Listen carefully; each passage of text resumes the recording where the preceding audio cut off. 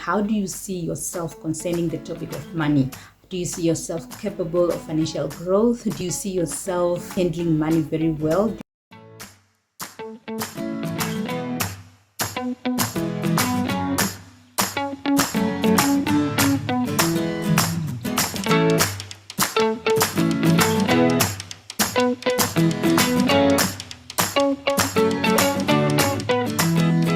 So today we are looking at limiting beliefs around money, limiting beliefs, those beliefs that we pick up in the environment, in our homes where we grow up. How do you see yourself concerning the topic of money?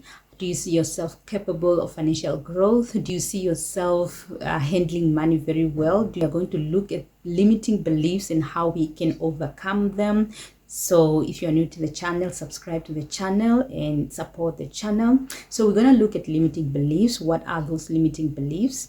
Now, limiting beliefs are those beliefs that we pick up around our houses where we grow up, the environment, anything that was mentioned around money form beliefs in us. And later on as adults, we start making decisions and our actions are actually dictated by the thoughts that come from those beliefs. For example, you may have thoughts such as I'm bad with money, or money is for greedy people, or I'll never be wealthy because my grandfather was never rich, or he never worked hard, or something like that. And these usually come from beliefs where we come from, societal conditioning, or maybe past experiences with money.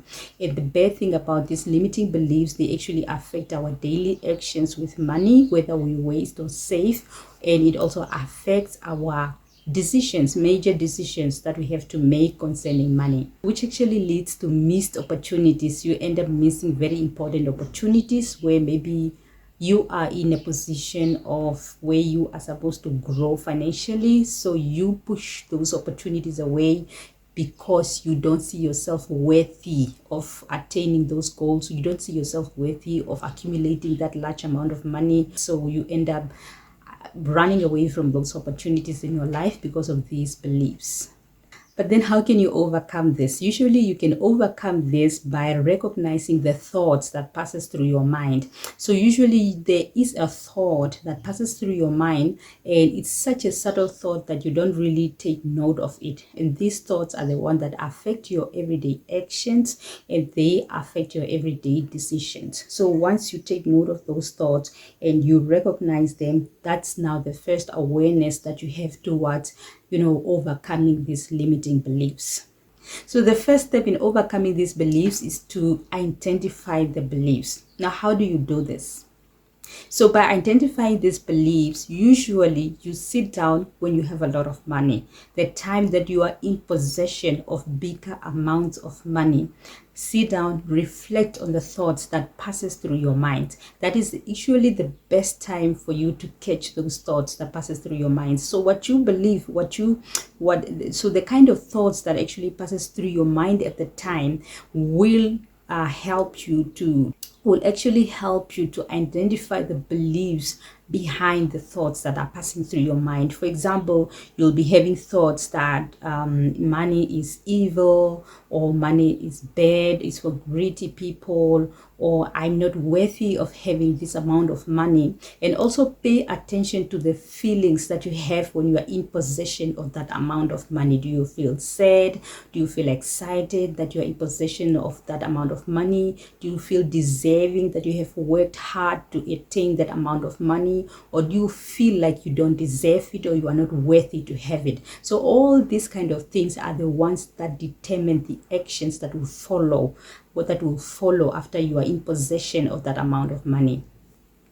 So the second step is to challenge those beliefs. Now, challenging those beliefs, go back again to the thoughts that you have. When you go back to the thoughts, it's easy for you to trace back where are the thoughts coming from. If you grow up in a house maybe where your father used to drink a lot, every month, and when he's paid, he will disappear from the house. The conversations in the house where you grow up are the one that forms the belief that you have today. For example, if your father disappears and the money and the conversations were around topics such as money is bad, look how your father is behaving, and all those kind of things. Now this is now time to look back at those conversations and challenge them. Was it really that money was bad, or was it your father's behavior? Now it is now you as an adult today to look at those beliefs and challenge them. Were they really facts, or were they just assumptions? Now, after you challenge these beliefs, now this is time now to replace those assumptions with real affirmations, such as, now you tell yourself that I can handle money. You tell yourself repeatedly that you can handle money. You are good with money. You deserve to have, money that you worked for. You deserve to have the rewards that you have in your life. So all these now are repetitions in affirmations that you are going to tell yourself, so that your subconscious mind now can start believing in this new narrative that you are repeating to yourself. Now this brings us to the third point, which is to reframe the narrative.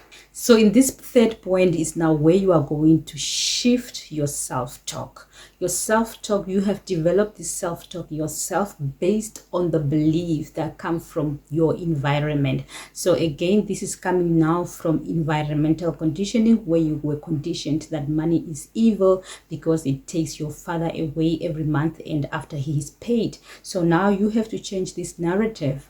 After you have challenged the beliefs, it is now time to change the way you speak to yourself about money. And usually you have to be very mindful and very aware in order to catch yourself when you speak about these things. After you catch yourself speaking about these things is now when you create something opposite to that what you were saying. If you say that I'm bad with money, you replace with, now I am good with money. I deserve to have it. I deserve to be rewarded for the hard work I did. So this is now to change your narrative.